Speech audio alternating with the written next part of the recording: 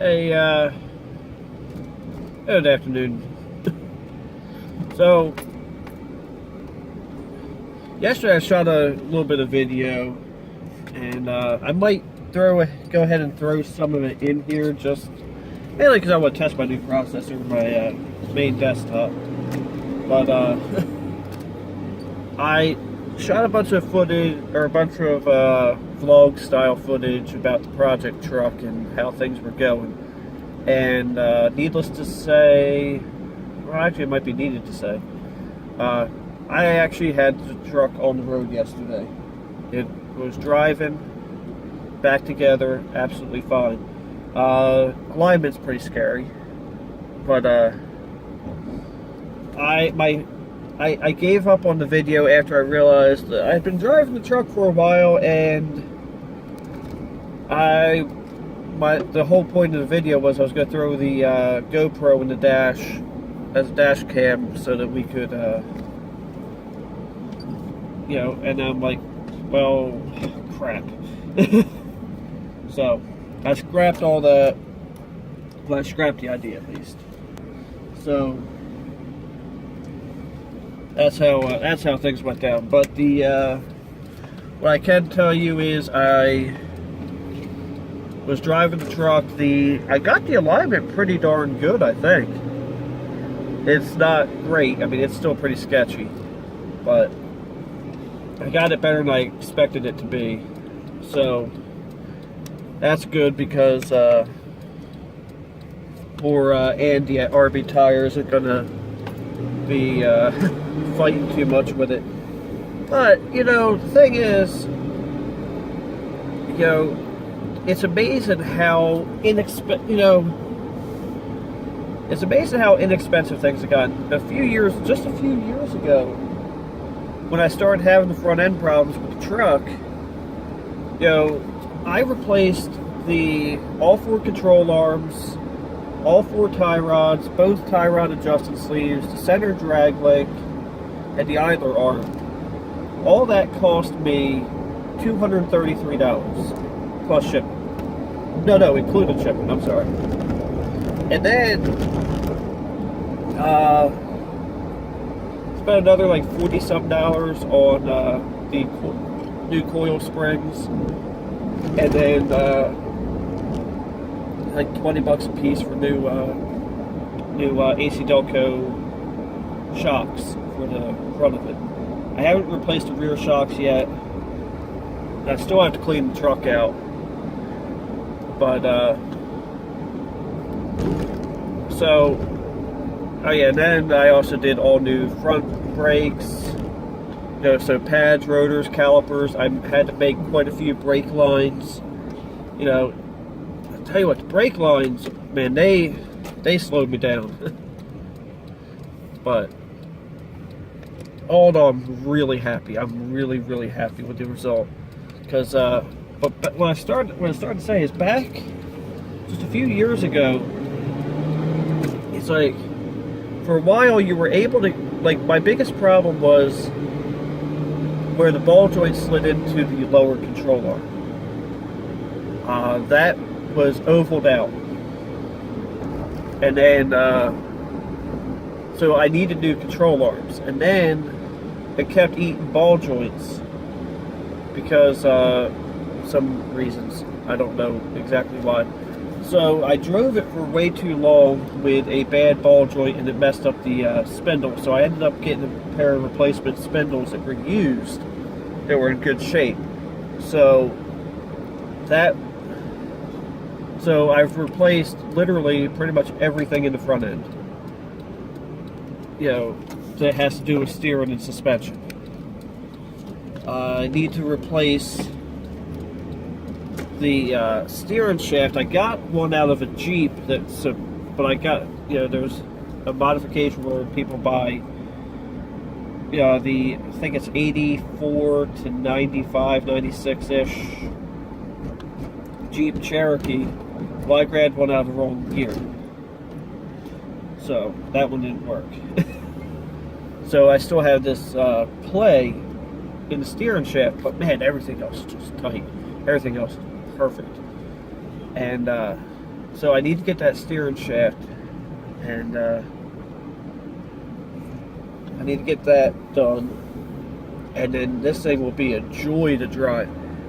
It's amazing. Like, I go over bumps, I don't hear the suspension knocking around, but I also added a steering, or not steering, a sway bar out of actually it came out of a 2003 S10 and went in my 87. It fit right in perfect.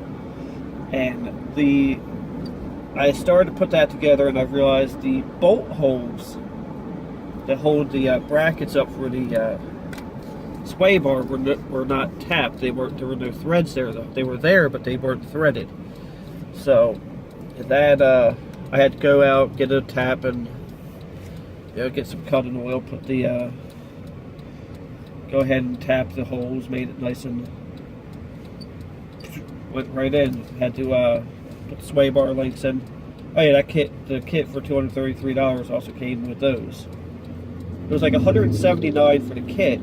But for the longest time, the upper control arms were available, but not the lower arms.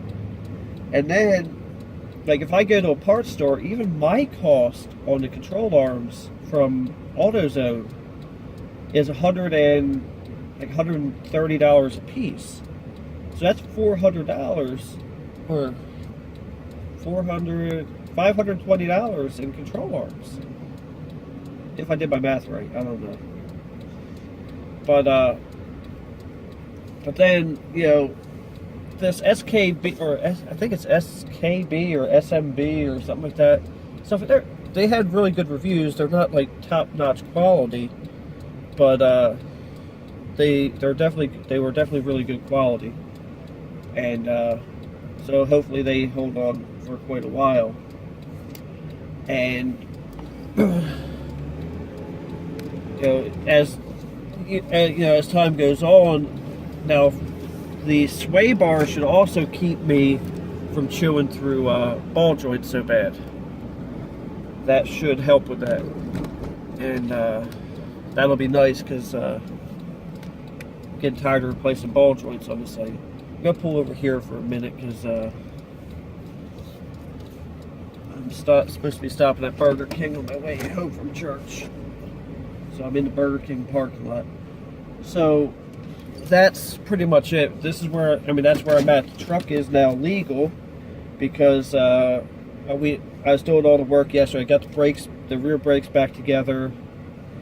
It was a couple Mondays ago. I worked on that thing from like 7, 8 in the morning until 6 at night, and my body literally quit. It's like I couldn't even.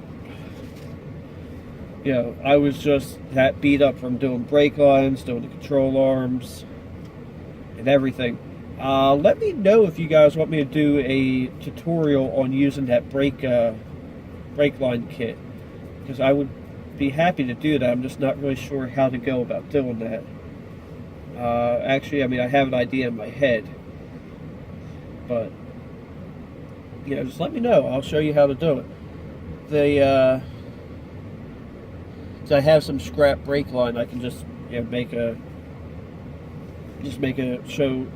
straight piece of scrap line and show how it works. Other than that, got cleaned the truck out. It sat since 2014 and became storage. And then after that, gotta get some body panels ordered in. Me and my uncle will weld those in. And that's pretty much it going on right now. And then after the body panels go in, I'll probably order a carpet kit for that truck. It's only like $180 from LMC Truck. I might just go ahead and get a standard black carpet for it, just something basic, so that I have something in there. Get the insulation and all that too. And I gotta figure out where the windshield's leaking, because I am getting a drip of water. But I have made so much progress yesterday, because I was working on. I got brakes done.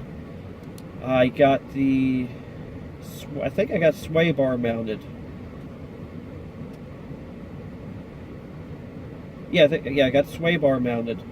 And then me and my wife, we went up to the DMV, got it registered. While I was finishing up some stuff, she got the she went on the insurance policy, put the truck on the insurance policy, and we went up to the DMV, got it registered. Which, being an 87, it no longer needs inspection, which is funny because I just did all this work to it. Then when we came back from the DMV, I think there was a couple little things here and there we did, and we went ahead and bled the brakes so that she could get ready to go to work. And we got to do a rebleed again because there's still some air in there. But I mean, I literally had the whole brake line system apart, so it doesn't surprise me. But man, she's stopping pretty good. Got brand new Duralast gold brake pads on the front, Duralast rotor, brand new rotors, brand new wheel bearings, seals, calipers, new brake hoses. I probably could have gotten away with using the old brake hoses, but they looked really cracked and nasty, so I'm glad I spent the extra like $12 a piece on them. I'd rather spend $24 than, you know, risk having one of these brake hoses blow out. And because of that, I had to make all new brake lines go on there because these were the original brake lines from '87. They were rotted on there pretty good. So went ahead and made those new brake lines. And yeah, I mean, everything's going pretty good. I expect to be fully driving this thing very soon. God, I drove it over to Delaware. I forgot how much I love driving that truck. But one thing that used to be bad is because even on not windy days, there's still crosswinds across the Delaware Memorial Bridge, and that would throw that truck all over the place. But because of the new sway bar, it felt really good. I mean, it was scary because I still have that much play in the wheel, but it felt good. And those new shocks in the front, they feel pretty good. I didn't replace the rear shocks, not yet. Actually, I still haven't even ordered them. I was just mostly focused on the front end. I think next time I do suspension work, I might end up lowering the truck, but I don't know. I actually like it the height it is, but there's so much wheel well gap, even if I put bigger tires on it. So, but I like the height it is because the white truck, if any of you have been a subscriber long enough to remember my '89 Chevy 1500, that thing sat really high, and like if I needed to load like a washer or a dryer or a refrigerator, I actually had to move a refrigerator once with it.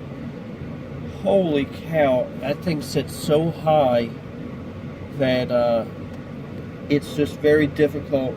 I mean, you gotta lift it's just really high. The S10, you only have to lift a few feet off the ground, so that's pretty good. But I think I'm going to stop rambling for right now. I think you can see that I'm in a very good mood, and I'm actually quite happy. So, with that, I'm going to say thank you for watching this quick update, even though it's 15 minutes long. Thanks for watching. Don't forget to like, comment, and subscribe, and have a blessed day.